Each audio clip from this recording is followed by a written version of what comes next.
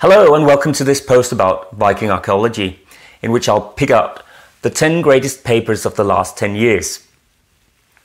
Now, when I teach about the Viking Age to university students or give talks to people, I often get asked if archaeology can really still find anything new about the Vikings.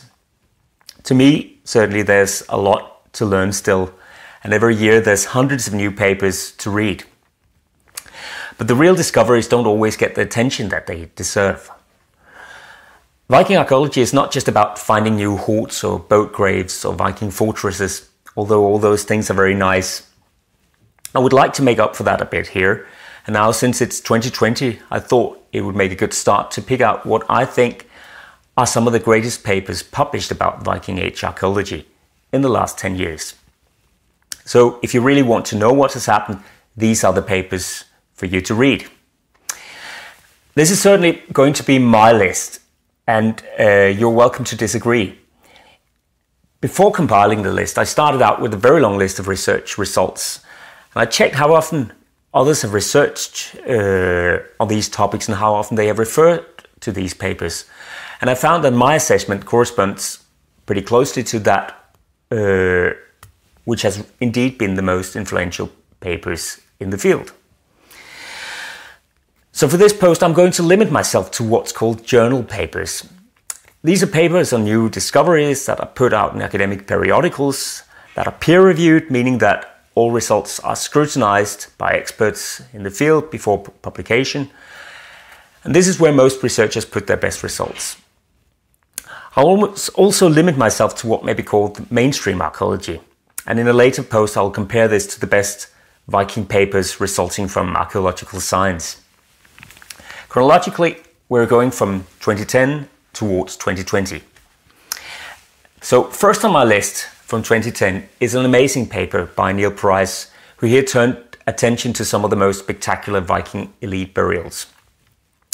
Unlike previous researchers, however, he tried to understand them not as a code for archaeologists to unravel, but as uniquely staged events to be remembered, what he called mortuary theatre. In this paper, he inaugurated something hugely important for the 2010s, to focus on people in the past not as members of this or that group, but as individuals trying to stage themselves in their very own way. If you think this reminds you of something people are doing today on social media, you're probably not far off the mark. The experience that we have in the present is a huge influence on the questions that we asked to the past. And this paper shows how a creative researcher can turn that into something that's really very interesting. The second paper from 2012 also turns to study individual events and performance. The most spectacular of all Viking burials are the famous Norwegian ship graves from Oseberg and Gokstad. And in recent years, improvements in tree dating methods have meant that it's possible to date the objects that were left in those burials when the graves were plundered. This, it turned out, happened more than a century after the burials, and yet there are signs that those who conducted it broke into something and had a clear idea what they were after. The authors of this paper, Jan Bill and Aoife Daly, suggest that this was not so much about finding a few pounds of precious metal, but a deliberate act in a political struggle as Danish kings were trying to assert power in Norway. On to our third paper here. Now, if you publish something with a subtitle like a preliminary archaeological study, and you put it in an obscure Polish journal, if that ever gets picked up by the research community, you should know that you're onto something. And I think that Leszek Gadewa knew that he was onto something when he wrote this paper in 2013. This paper kicked off another key theme for the 2010s, the study of non-normative individuals in the past, those who did not conform to what we see as the norm. Leszek turned attention to a group of graves where weapons had been found in burials with females. As all archaeologists know, there can be many reasons why an object is put in a grave, but Leszek asked the very sensible question: why these graves were not generally interpreted as warrior women. After all, there were several written sources that suggested that women could be warriors in Viking Age Scandinavia. In doing this, he struck a huge resonance in research in the following years. In part, perhaps, because the world became obsessed with a television drama series about Vikings and Viking warrior women, but more importantly, because his questions addressed a key topic both for contemporary cultural studies and also for the growing branch of ancient DNA science. The fourth paper on my list is also from 2013. And in many ways it does for the study of settlements what the first group of papers did for graves.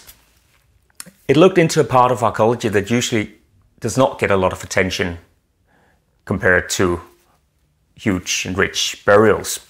This is the animal bones and plant remains that are found in settlements as remains of the food consumed there. A group of researchers led by David Sori studied this evidence in Iceland, but not, as is often done, to find out what people ate to survive, but to find out how they feasted and how feasting was used to perform socially. Giving great parties was not an easy matter in a newly settled, fragile landscape.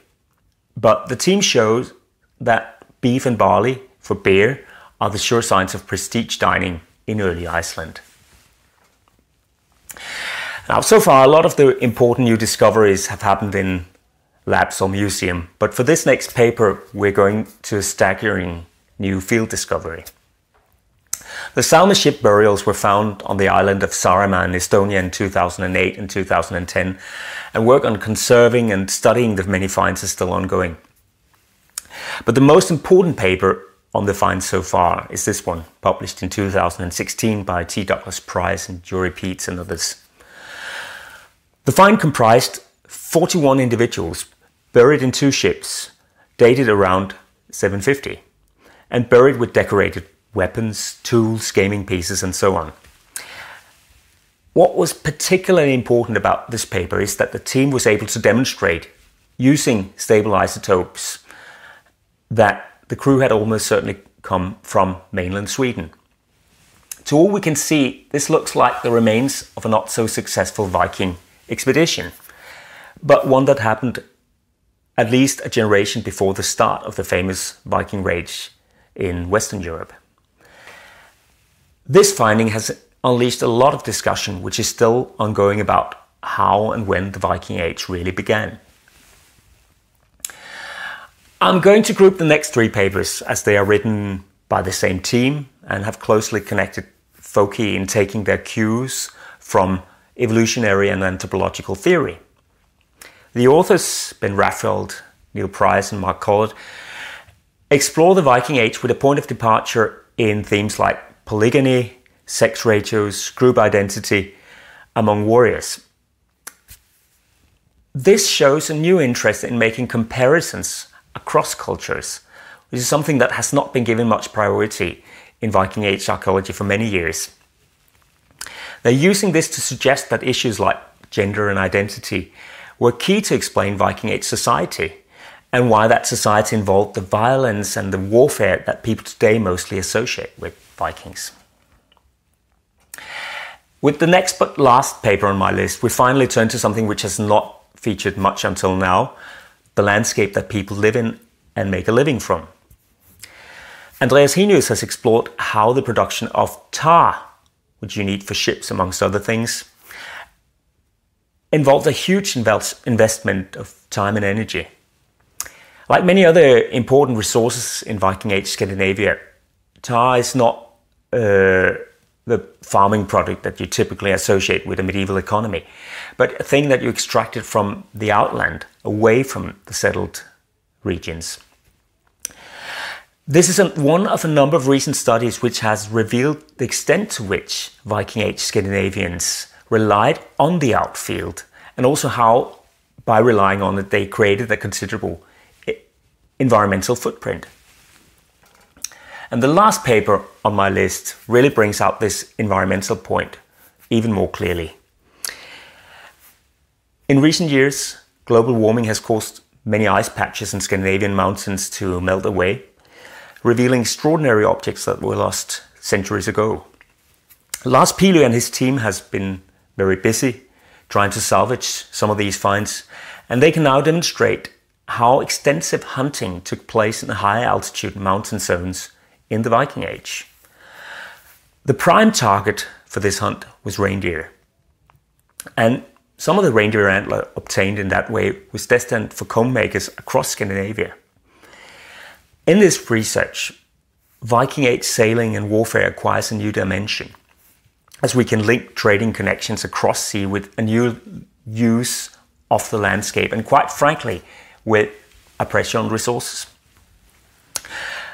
This completes the post and my list of the 10 most important papers in Viking archaeology of the past decade and the themes developed and explored in them. However, if you have room for more, I have saved some of my best for the next post, where I'll turn from the perspective of mainstream archaeology to that of science, which has produced some of the most extraordinary new discoveries about the Viking Age in the past decade. We'll be looking, amongst other things, at how the exploration of isotopic signatures and DNA have changed research. So thank you for looking in, and see you around another time.